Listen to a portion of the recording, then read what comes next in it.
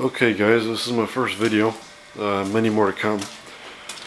What we got here is a Turf Track Plus. It's 1992. It's one of many of my tractors. It's a twin cylinder. What I'm going to be doing is rebuilding everything and getting it for a nice rompin tractor. Right now I'm waiting on a new upper half of the carburetor, which I'm getting tomorrow, so stay tuned. I picked up this tractor for 20 bucks, not including the battery. I just have that sitting there, and I got it not running because I had a carb problem. Supposedly it was because it wasn't getting fuel, because these things have a fuel pump on them, and yeah, I took the carburetor apart. I cleaned out all the jets, put it back together, and it ran pretty good.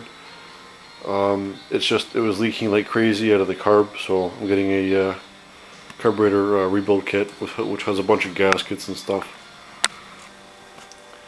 So this is one of those hydrostatic transmissions.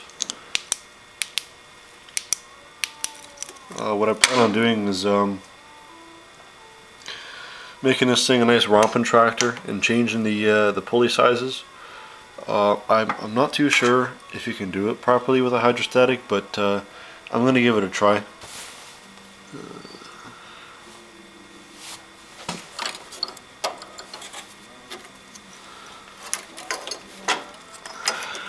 Try to work on to get the belt off here. First, I'm just gonna take all the wires away. Yeah, first I'm just gonna get all this removed. Okay, so that took about, I don't know, 2 minutes or so.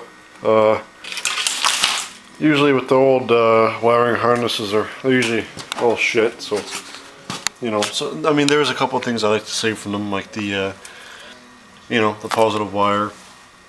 Just some thick gauge wire, or maybe even some small stuff for lights, but other than that, everything else is just junk. That's the first thing I like to do when I get new tractors like this, is just rip all that shit out, because it makes everything look all nice and free and opened up, you know. Now I guess we can start working on getting this belt off. So it looks like I'm going to have to take this pulley off here. 1 second. So, a really easy way to tell if your belt's bad is if it looks like this. This belt's really bad. Yeah, she's gonna need a new belt. First, I should probably measure it just in case it breaks. And okay, now we're underneath.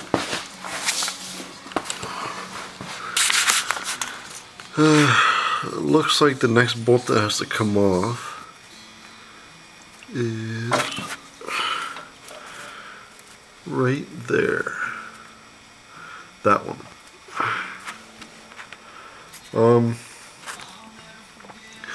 I'm probably just going to look the model of this transaxle up, but if anybody knows what this little button here does, feel free to comment or message me or PM or whatever you want to do there. So I have no idea what the little button does. I've never really worked on a hydrostatic before, to be honest. The only experience I have is just with a regular Peerless 5-speed transmission. You know, I've experienced. You know, I've worked on a 6-speed H pattern Toro. You know, just the regular stuff, but never actually a hydrostatic. I don't know if they do very well with pulley size, with changing the pulley sizes or what, but I don't know. I guess we'll have to see. So I've loosened that bolt. It's not off all the way, but all these fucking hanging things that hold the deck on there are all getting in the way. It's kind of like in my face and stuff, so I'm just going to start removing all those. Yeah, I'll update you once I'm done. Okay, well, this is all the extra shit that's on your tractor. There's quite a lot of it, you know. Most of it just adds to the weight. This is all the stuff that takes to attach your deck to your lawnmower. That's not mentioning the springs that I got off of it too, which I can always reuse. So I always like to save the springs so I can reuse them for other tractor projects or whatever I have to use them for. I find that the springs are very good for making either pulley tensioners or a clutch system or anything, you know. Yep, it's looking real nice now. Simple is always better. All you got through, you know, your tensioner, this thingy for the hydrostatic shifter. That's about all, basically. Yep, I'll update you in a minute. Okay, so I got the tranny out. This one bolt right here, that wasn't that hard to take out. So it turns out that this right here is some kind of it's like a filler. Looks like it's a filler for transmission fluid. Some kind of fillable fluid. Well, that's good. Yeah, some kind of cooling fan on it. Looks pretty beefy, whatever it is. That should be good. Right now, I'm just taking the wheels off, and I'm actually putting ATC's compound on the axles because I find that it's something that I always do with my tractors because you know, I find that sometimes the wheels tend to you know, kind of seize on there, and it causes a lot of problems. And I find that this is the first thing I always like to do because, you know, it just prevents maintenance in the future. One thing I just did was I broke the bolt that bolts on the wheel.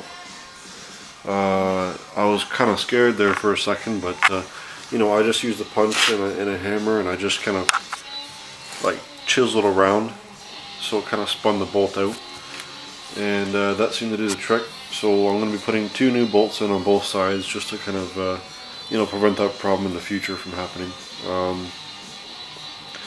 I've had to do this before on a tractor, so yeah, I'd say that that's a pretty good idea because, you know, there's a lot of wear and tear on these bolts.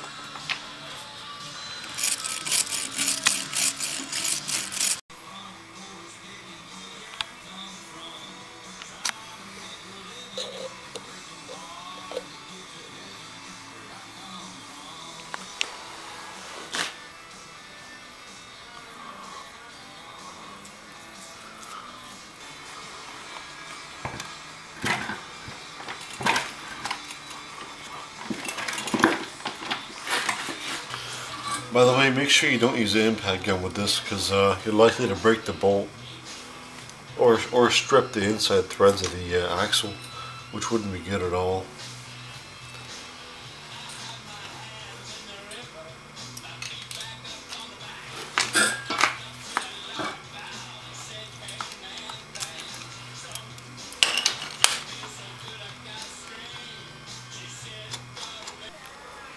Okay, sorry for the mess, but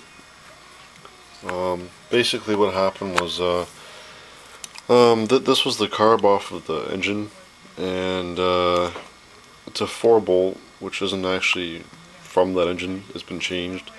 Long story short, I broke the emulsion tube that's on the bottom of the inside of this piece, and I had to buy the whole piece with the emulsion tube for $100. So I just said screw it, and I got a new well, not a new one, but I just got like a different used carb, which is actually the right one for the motor. So I've never actually, I mean, this one I took apart, so I know how it goes, like back together. And this one I got it already taken apart like this, with the cover and everything, right? I even got it without the bolts, but I picked up some bolts from Home Hardware and I cut them down to size and they're okay now. So it's gonna be like a butcher show, but I plan on getting this thing back together. I have a printout of how it goes. This should really be able to help me. It's by replacementparts.com. I find that they have a lot of good pages with a lot of information, good diagrams and stuff. So anyways, I have the carb repair kit, the whole overhaul kit with the all the gaskets. And I'm gonna start putting them together now. Okay, so make sure when you have these carburetors, they're all kind of the same but different. You know what I mean? I have to clean this one up a little better, but make sure when you have carburetors and you're trying to take them all apart, blow out all these little holes with brake cleaner or with an air compressor with the air nozzle, because all these little holes are kind of what actually, it's all the venturis where the fuel travels through. So you're always going to want to make sure that they're clean, or else you won't get proper idle or some kind of weird reaction with the engine running. Same for the jets too. There's a little jet inside here. I don't know if you can see that, but there's a little hole, as you can see, in the middle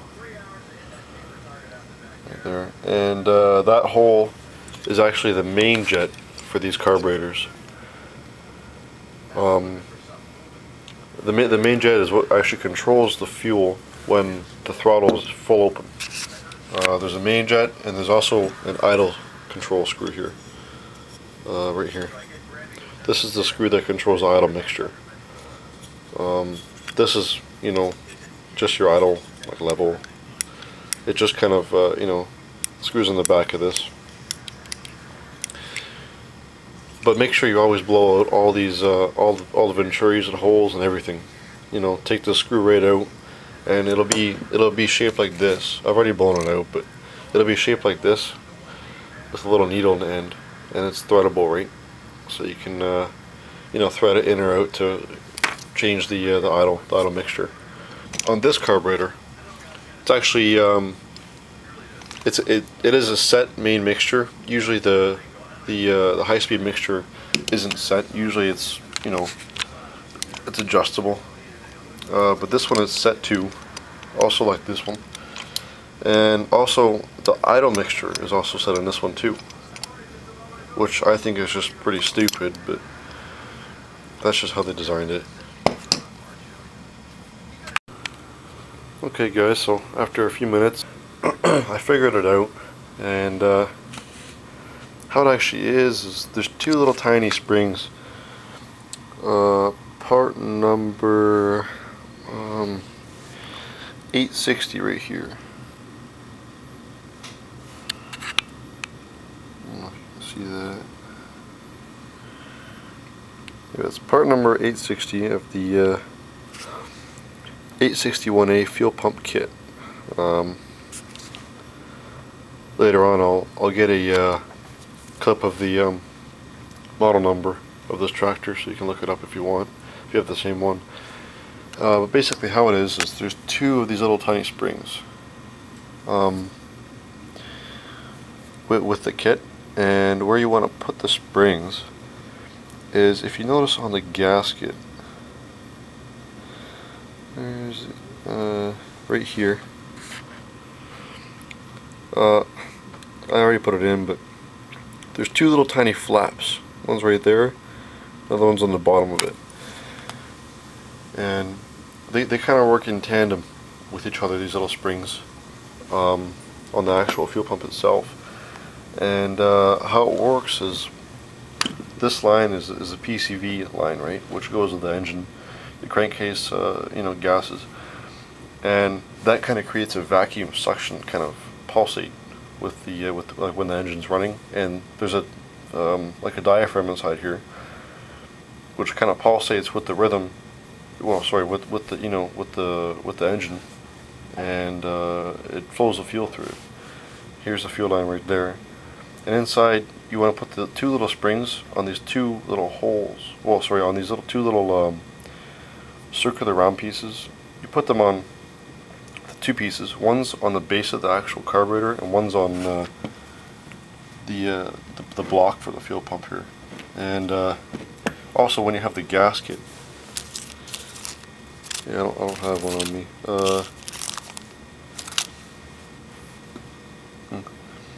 When you have the gasket, there's two little flapper things where the springs will kind of line up.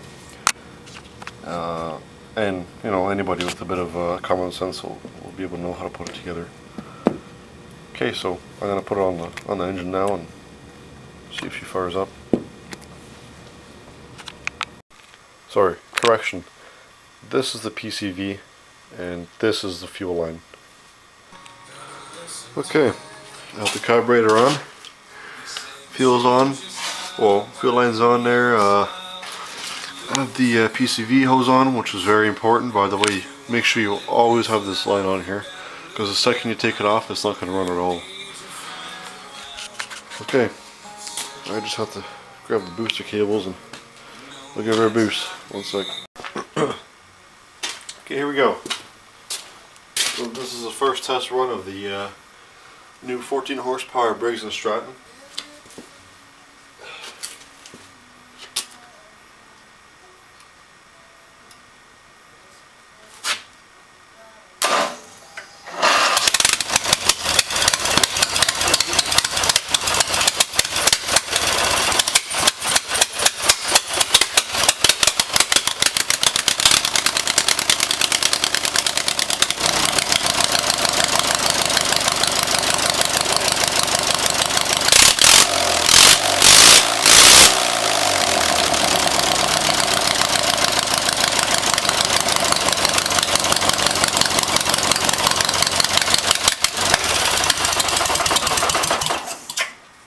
That ran really good.